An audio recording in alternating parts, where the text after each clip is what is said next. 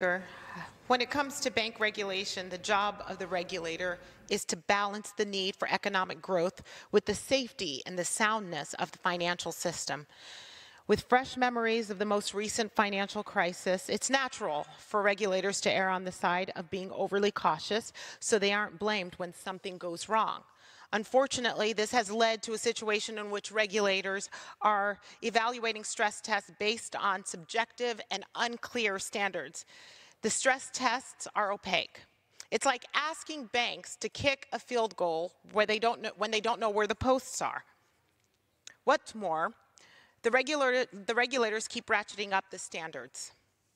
For the stress tests to achieve their goal, however, the goal of keeping the financial system safe and sound, they need to be transparent and they need to be fair.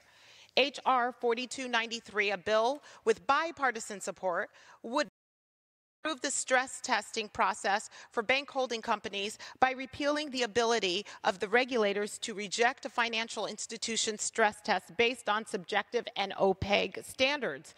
Another important improvement to the process would be the elimination of overly burdensome mid-cycle review by shifting from biannual to annual stress testing requirements. These reforms would make it easier for Congress, the markets, and the public to assess both the integrity of the findings of the stress test and the effectiveness of the Fed's regulatory oversight. Some critics, nonetheless, have claimed that this bill would weaken Dodd-Frank.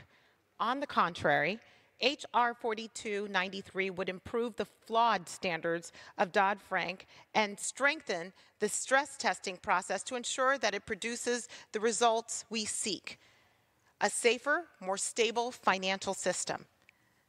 I thank my colleague from New York, Lee Zeldin, and Congressman David Scott for supporting this bill, and I urge my colleagues to support this bill. Thank you very much, Speaker, and I yield the rest.